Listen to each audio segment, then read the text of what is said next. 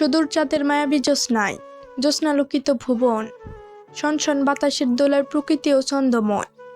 কিন্তু এই ছন্দ, এই আওয়াজ আসে না বাড়ির কারো কর্ণেই, দেয় না দোলা একটু করেও। কি করে দোলা দিবে বিয়ে বাড়ি তো মুখরিত এক মধুর সুরে, সে সুরে বাতাসের ছন্দও কোথায় মিলিয়ে যায়।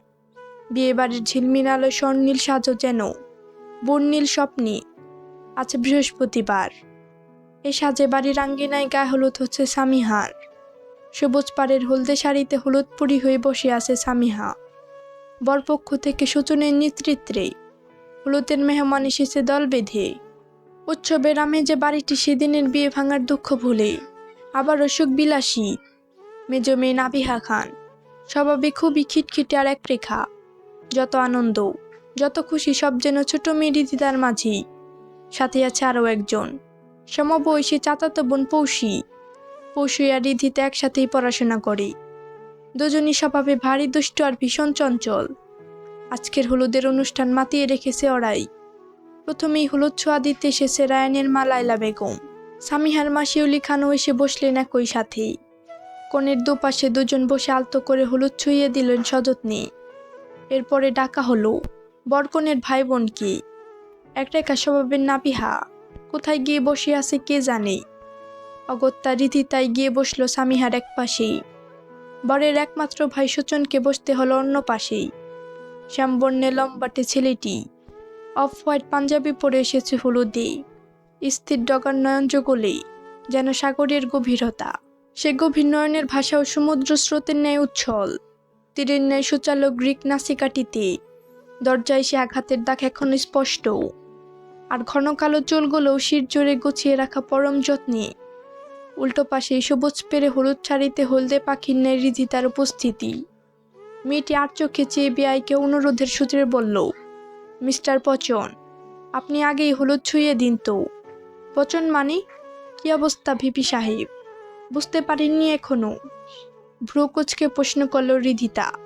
বুঝেছি তো, চিরতা খান প্রতিশোধ নিচ্ছে উল্টাপাল্টা নাম রেখে।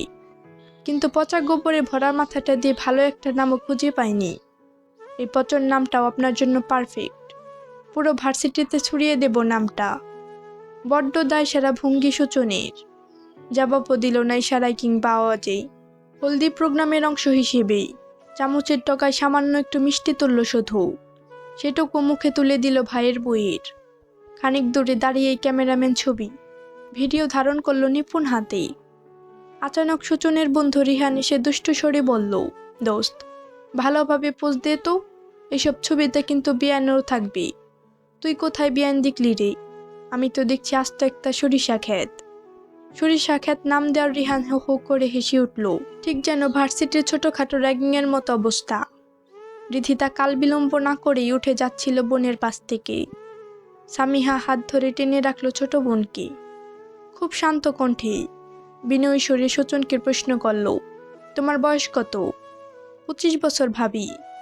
নাবিহার সমবয়সী তুমি। আমাদের এই রিধিতার বয়স না, মাত্র 19 বছর। সামিহা ঘুরিয়ে পেঁচিয়ে বয়সের ছোট দিয়ে তার বোনকে কটূক্তি করতে নিষেধ করেছে। সূচনা আর কথা বাড়ালো না। সে রুচিয়ে প্রস্থান করল হলদির স্টেজ হতে। হলদি প্রোগ্রামে হলুদ শাড়ি তো পরবে রিধিতা, তার জন্য সরিষা ক্ষেত বলতে হবে? না জানি। পচন নাম দেওয়ার কারণে সবার মাঝে ক্ষেত বলে প্রতিশোধ নিল।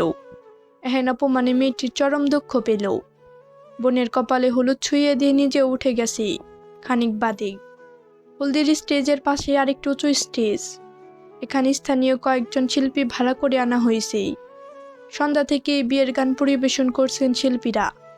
চেয়ারম্যান আদেশ করেছেন, আজানের সময় এবং নামাজের জামাত চলাকালে যেন গান পরিবেশন না করা হয়। কিছুক্ষণ আগে সারা আজান হয়। পূর্ববর্তী নির্দেশ অনুযায়ী শিল্পীরাও গান বন্ধ করে রেখেছে আজানের আগেই। গান বন্ধ দেখে নুপুর পায়ে এলোমেলো ঢঙের রিধিতা এগিয়ে যাচ্ছে সেদিকে। মেয়েটির ছলাৎ ছলাৎ চলন বলন যেন নৃত্যের ছন্দের মতো। প্রেম নৃত্যের ঝড়ও তুলতে চায় বহু পুরুষের মনে, নিভৃতে মন চুরি করে। এই মঞ্চরা চঞ্চলা মেয়েটি উঠে এলো গানের স্টেজে। এসে তর্জনী নেড়ে শিল্পদের আদেশ করল, এই ফাগুনে পূর্ণিমার রাতে চল পালিয়ে যাই, গানটা শুরু করেন তো। আপনার আব্বু তো আজানের টাইমে গান গাইতে নিষেধ করে গেছে। আরে দূর, এসে আজান তো হয়েই গেছে, আর আব্বু কোথায় না কোথায় আছে। তার ঠিক আছে, কোনো টেনশন না নিয়ে আপনারা গান শুরু করেন। শিল্পীরাও আর বিলম্ব করলো না, মিনিট দুয়েকের মাঝেই গান শুরু করলো। এই ফাগুনে পূর্ণিমার রাতে চল পলাইয়ে যায়। রিধিতা উঁচু স্টেজে দাঁড়িয়ে মুগ্ধ নয়নে শিল্পীদের গান পরিবেশন উপভোগ করছে। এদিকে মুঠোফোনে কথা বলতে বলতে স্টেজের পাশ দিয়ে গিয়ে যাচ্ছে সুজন। ছেলেটি ঠিকই খেয়াল করেছে চিরতা খান তার পছন্দের গান পরিবেশন করাচ্ছে। এই সুরেলা আমেজের মাঝেই বাবা মধু খান এলো বাড়িতে। উঠোনে এসে বাজখাই গলায় হুঙ্কার দিলেন, বাড়ির মসজিদে নামাজের জামাত শুরু হবে। এই সময় গান বাজাচ্ছে কেন? ভিড়ের ভেতর থেকে কে একজন বলে দিল রিধিতার নাম। পাবলিক প্লেসে বাপের ধমকের ভয়ে বেচারি দৌড়ে পালিয়ে যেতে চাইল। সেই অভিপ্রায়ে জোরে এক লাফ দিল স্টেজ থেকে। শুধু লাফ দিয়েই ক্ষান্ত হয়নি, একদম অচেতন হয়ে পড়ে গেছে সেখানেই, ঠিক সুতনের সামনে। গত সপ্তাহেও সামিহার গায়ে হলুদ হলো, বিয়ের আয়োজনও হলো, আবার এই সপ্তাহেও সব অনুষ্ঠান হচ্ছে। এসব ঝামেলায় টুকটাক কাজ করতে হয়েছে মেয়েটিকে। চিপ্পিসে শরীরটি খানিক ক্লান্ত। এ গানের স্টেজটিও বেশ উঁচু, তাই তো জোরে লাফ দিতে গিয়ে চৈতন্য হারালো। বাবা মধু খান সহ সবাই ছুটে এলেন স্টেজের পানে। দেরি করলেন না বিচক্ষণ বাবা। ফুলের মতো সুন্দর মেয়েটিকে কোলে নিয়ে ঘরে চলে যাচ্ছেন দ্রুত পাই। ডাক্তার ফারিসও আছে আজকের হলদি প্রোগ্রামে। মধু খান ঘরে যাবার বেলায় ডাক্তার ছেলেটিকে ডাকলেন অসুস্থ অচেতন মেয়ের অবস্থা পর্যবেক্ষণে। চেয়ারম্যান ঘরে ফিরে যেতেই বন্ধু রিহানকে সুচন বলল, দোস্ত, তুই তো বলছিলি চিরতা খান খুব সাহসী, অথচ একটা লাফ দিতে গিয়ে বেচারি ফিট খেয়ে বসলো। তোকে দেখে ফিট খাইছে সুচন। সুচন হো হো করে হেসে উঠল বন্ধুর কাঁধে হাত রেখে। ওরা দুজনই ইংলিশ লিটারেচারের ছাত্র, আবার ভার্সিটির ছাত্র সংসদেরও নেতা। রিহান ছাত্র সংসদের প্রচার সম্পাদক। সেম ডিপার্টমেন্টের হওয়ায় দুজনের মধ্যে ঘনিষ্ঠতা একটু বেশি। সুরজ মিয়া আজ দায়িত্ব ভুল করেনি। প্রখর তেজে প্রচণ্ড দাপট ছড়িয়ে যাচ্ছে ক্লান্ত দুপুরে। তীব্র আলোর প্রখর তেজে প্রকৃতি যেন ভীষণ ক্লান্ত, বড্ড অলস। কিন্তু আলস্য আসেনি খানবাড়িতে। আজ শুক্রবার, খানবাড়ির জোরে বিয়ের হইচই, পুরো বাড়ি সরগরম। আজ আবারও হেসে খেলে বরযাত্রী এসেছে দল বেঁধে। ধুমধাম করে চেয়ারম্যানের জ্যেষ্ঠ কন্যাকে উঠিয়ে দেবেন পাত্রের হাতে। আজ কিন্তু রায়ন এসেছে বরের বেশি। সামিহার সাথে ম্যাচিং করে মেরুন শেরওয়ানি আর পাগড়ি পরেছে এই শ্যামবর্ণের যুবকটি। সামিহা আছে সোনালি পেরে মেরুন বেনারসি শাড়িতে বধূর বেশি। শিরে ঝোলানো মেরুন দোপাট্টাখানি সাজ যেন একটু বাড়িয়ে দিয়েছে, আর অপরূপা লাগছে ফর্সা গায়ে জড়ানো সোনার গহনাগুলোতে। আজ রিধিতা সেজেছে একটু ভিন্ন লোকে। চাচাতো বোন পৌষির সাথে ম্যাচিং করে নীল রঙা গাউন পরেছে, কর্ণে দুলিয়েছে নীল পাথরের দুল, আর গলায় ঝুলছে সাদা নীল পাথরের নেকলেস। হাত ভর্তি ঝুমকো চুরি ছন্দ তুলেছে রিনিক ঝিনিক আওয়াজ। মেঘ কালো রেশমি চুলগুলোও জড়িয়ে রয়েছে পুরো পৃষ্ঠ জুড়ে। সব বরযাত্রী গাড়িতে করে এলেও বরের ভাই সুচন এসেছে বাইকে চেপে। সাথে এসেছে কয়েক খালি বন্ধু বান্ধব, ওরাও সবাই বাইকে চেপে এসেছে।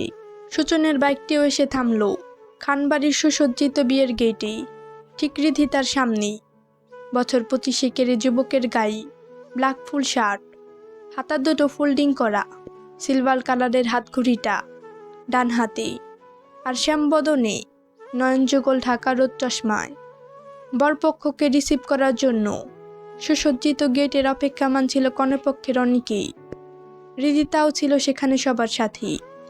বাইকে করে সুচনকে থামতে দেখি মেয়েটি সরে গেল পঞ্চাতে। আজ আর কোনো ঝগড়া করার ইচ্ছে নেই। বড় বোন ফিরে যাবে বাড়ি ছেড়ে।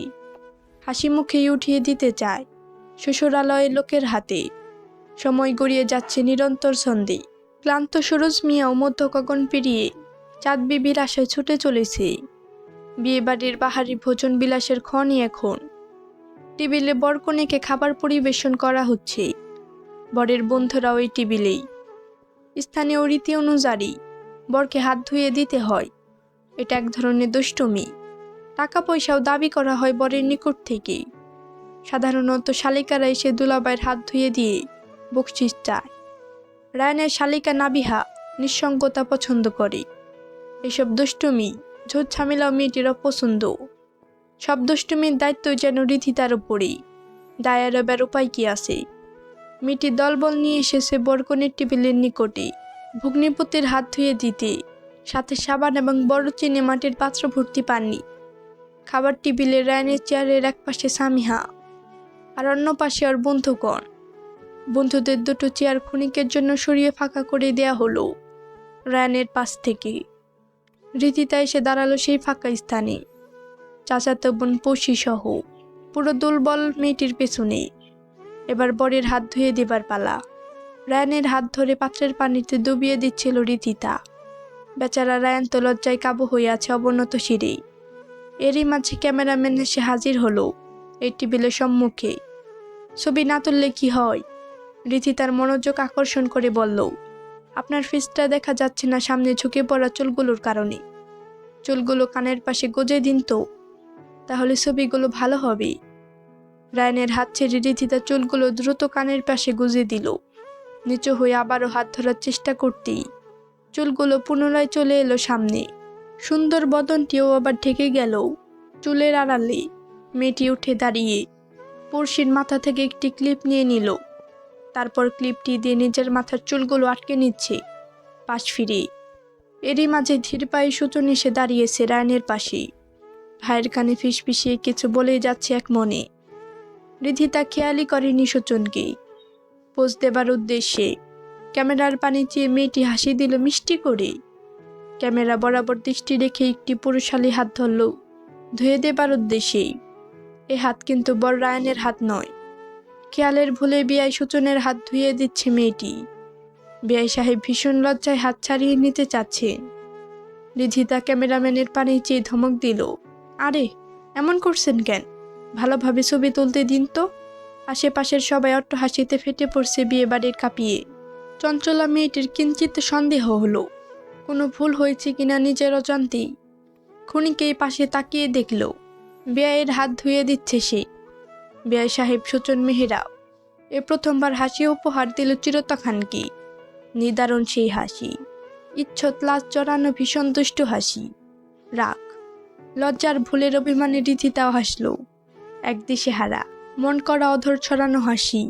এই প্রথমবার দুজনার দৃষ্টি বিনিময় হলো হাস্যোজ্জ্বল বদনে। মেয়েটি দৌড়ে পালিয়ে গেল বেখেয়ালি ভুলের দিশে হারা বেশি। রায়ানের হাত নিজে ধুয়ে দিয়ে সুচনও ফিরে গেল অন্য বরযাত্রীদের নিকটে। ভার্সিটির অনেক ফ্রেন্ড এসেছে সুচনের সাথে।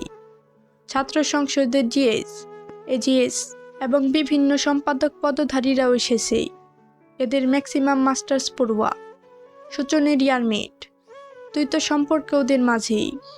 ছাত্র সংসদে জিএস এগিয়ে এসে সুচনকে বলল, দোস্ত তোর বিয়ানটা না খুব সুন্দরী। শুনেছি এবছর ফার্স্ট ইয়ারে যে কয়টা সুন্দরী মেয়ে ঢুকেছে বিভিন্ন ডিপার্টমেন্টে, এই মেয়েটা তার মধ্যে একজন, তাই নাকি? আমি তো এইসব সুন্দরী বান্ধবীর খবর রাখি না। বিয়ানের দিকেও তো ভালো করে তাকানো হয়নি। সুন্দরী কিনা বুঝিনি এখনো। আজ প্রথমবার বউকে কাছে পেয়ে রায়ন প্রেমের আবেশে দিশে হারা। ভরা বিয়ে বাড়িতেই বইয়ের পৃষ্ঠ জড়িয়ে কাঁধে আগলে রেখেছে এক হাতেই, অন্য হাতে বারবার খাবার তুলে দিচ্ছে বধুয়ার মুখে। বরের এখন মধুর পাগলামিতে সামিহাও যেন পাগল পাড়া। অধরা প্রেমের ধারাহারা পরশে আজ মেয়েটি বড্ড প্রেমময়ী, ভীষণ স্বপ্নময়ী। দুজনারই বদন জুড়ে প্রেমাচ্ছ্বাস, দৃষ্টিতে হারাবার আভাস। অধরেও জড়িয়ে আছে লাজরাঙা প্রেমময় হাসি। মনে হয় যেন কত জনম জনমের পরিচয়। দিবসের শেষ আলোটুকু নিয়েই গোধূলি ফিরে গেছে সেই কখন। আধার ঘিরে শ্বাস নেমেছে পুরো ধরনী জোরে। চারটাও না, বড্ড বেখেয়ালি। ধরা দেয়নি আকাশের কোনো একটি গুণেও। আচ্ছা, বিশাল জ্যাম ছিল রাস্তায়। জ্যাম পেরিয়ে বউ নিয়ে ফিরতে সন্ধ্যা হয়ে গেছে। মাত্রই গেটে ঢুকেছে নববধূ সহ রায়নের সুসজ্জিত ফুলের গাড়িটি। বধূবরণের প্রস্তুতি চলছে ঘরেই। সব প্রস্তুতি শেষ হলো মিনিট 5 মাঝে। রায়ন নিজেই কোলে করে গাড়ি থেকে নামালো তার মিষ্টি বউটিকে। মা লায়লা বেগম ইশারায় মিনিট 2 অপেক্ষা করতে বললেন রায়নকে। বধূবরণের হয়তো কিছু একটা মিসিং হয়েছে। এদিকে বরের কোলে থেকে গণপানি চেয়ে সামিহা হতাশ কণ্ঠে বলল, আজকের আকাশটা না ভীষণ আধার। আধার তো থাকবেই, চাঁদটা যে আমার কোলে চলে এসেছে। সামিহা পরম তৃপ্ত হলো বরের প্রেমময় কথা শুনে। হতাশায় মিলিয়ে কোনো এক দূর অজানায় সানাইয়ের সুরে উন্মাতল রায়ানদের বাড়ি, বরকনের মনো মাতাল বসন্তের রঙে, বাসন্তী সুরে। এখন রাত প্রায় 11:30। শহরে জনপদে এই সময়টা নিস্তব্ধতা নেই।